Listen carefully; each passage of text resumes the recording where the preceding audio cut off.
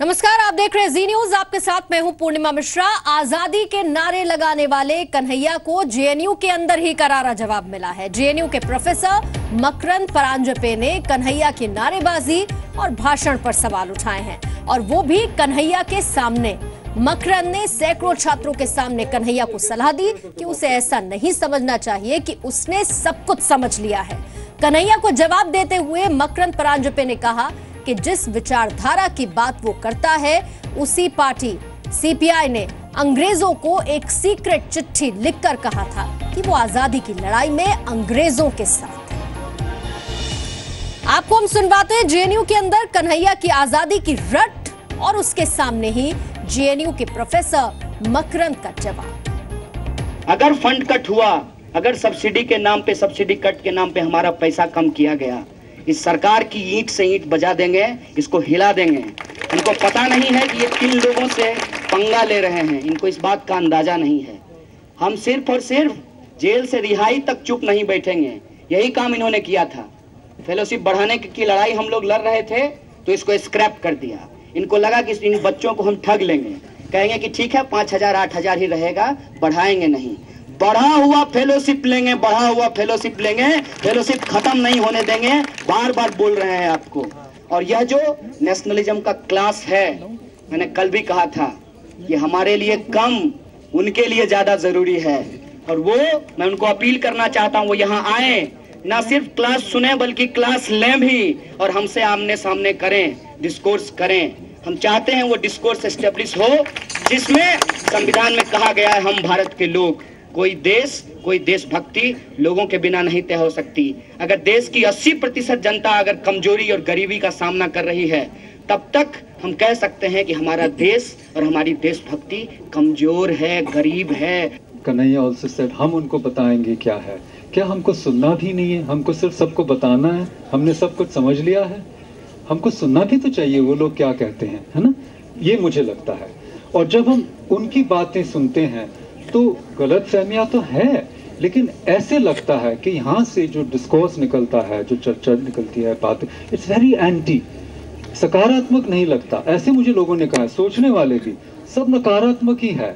And then the question arises, there are very important questions here that we should really consider, which is that somebody said here, I mean, लड़ेंगे, झगड़ेंगे, ये करेंगे, fellowship भी बढ़ाएंगे, wonderful if you can accomplish it.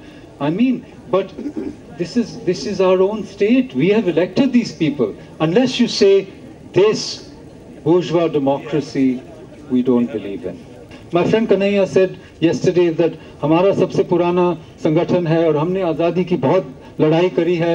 But I want to ask him, what about the flip-flop that happened by the Communist Party of India when they suddenly declared that the imperialist war was a people's war? What happened to that? And I can quote, I have the text here.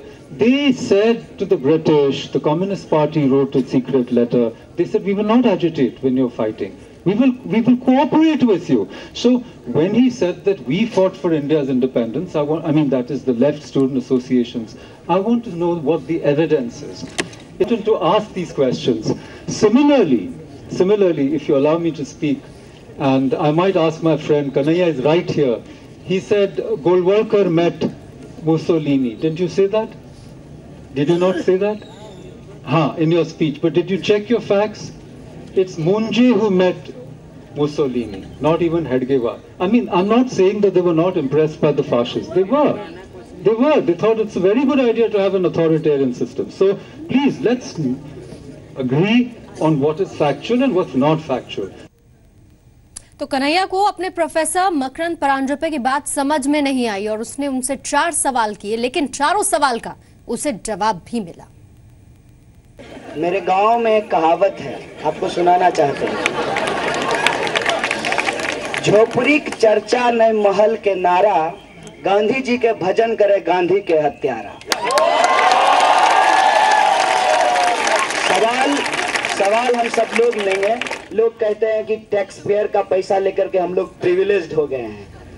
तो हालांकि 1000 ही vote मिला है मुझके, लेकिन मैं president हूं तो थोड़ा मैं भी प्रिविलेज फील कर लूं। पहला सवाल सर मैं ही पूछ लेता हूं आपसे।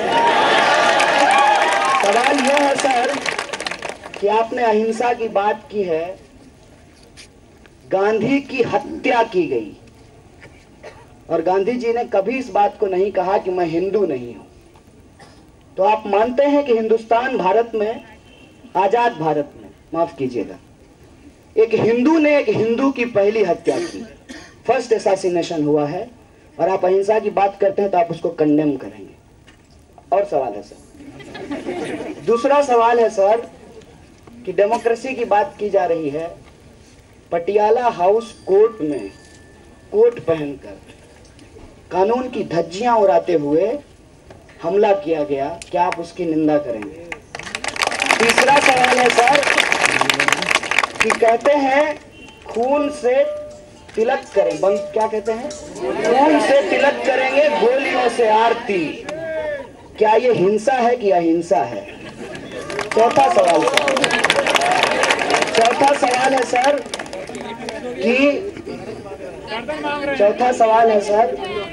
कि अफजल को दी आजादी, मकबूल को दी आजादी, उमर को देंगे अफजल वाली आजादी, इसको करेंगे कंडेम सर?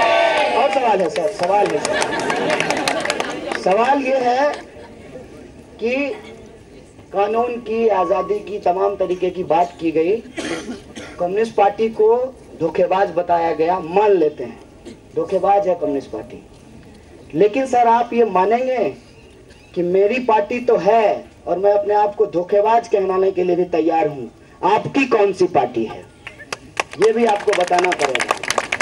ये चौथा सवाल है। So the first, I'll start with the end. I don't have a party. I'm not affiliated to any party and have never been in my life.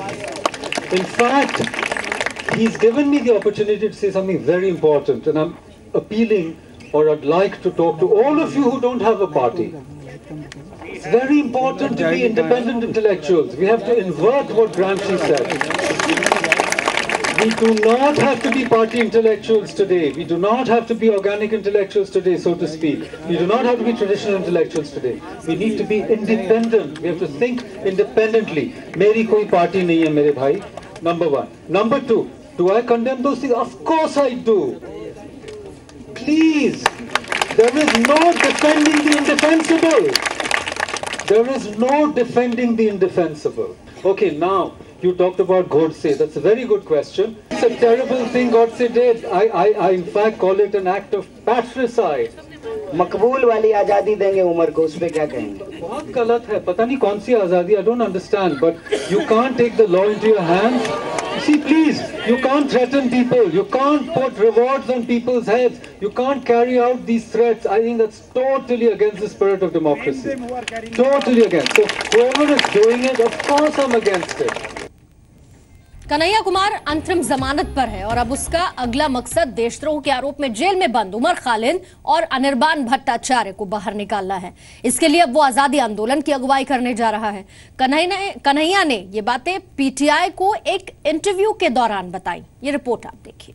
झोपड़ी की चर्चा नए महल के नारा, गांधी जी के भजन करे गांधी के हत्यारा, अफजल को दी आजादी, मकबूल को दी आजादी, उमर को देंगे अफजल वाली आजादी, इसको करेंगे।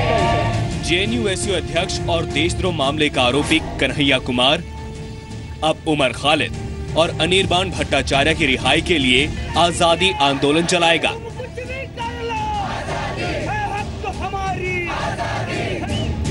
उमर खालिद और अनिर्बान भट्टाचार्य देशद्रोह के मामले में जेल में बंद हैं।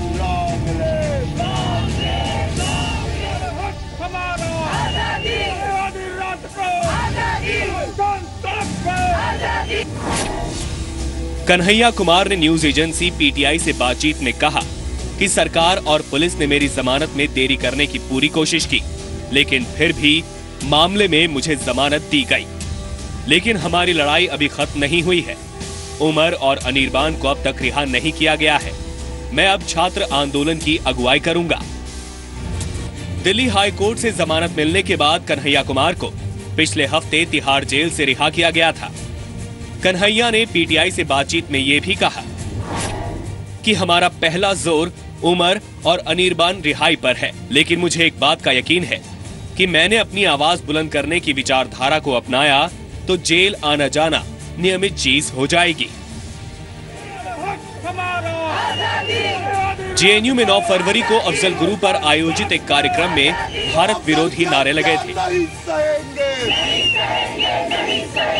कितने अफजल मारोगे?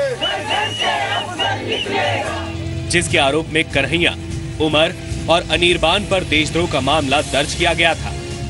कन्हैया 18 दिन जेल में बिताकर अंतरिम जमानत पर रिहा हो चुका है, जबकि उमर और अनिर्बान अब भी जेल में बंद हैं। हाईकोर्ट से जमानत मिलने के दौरान जज ने कन्हैया से कहा था कि वो इस बात का ध्यान रखें कि आगे से जेएनयू में भारत विरोधी कार्यक्रम ना हो।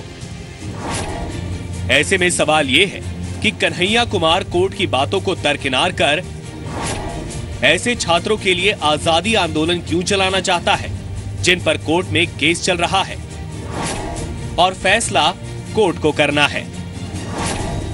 क्या कोर्ट की नसीहत भूल गया कन्हैया? क्या कन्हैया ने राजनीति को कोर्ट के आदेशों के ऊपर रख दिया है? हालांकि उमर और अनिर्बान की रिहाई पर किस तरह का आंदोलन चलाया जाएगा, इस पर फैसला होना अभी बाकी है। नीरज गौड़ के साथ ब्यूरो रिपोर्ट, जी मीडिया।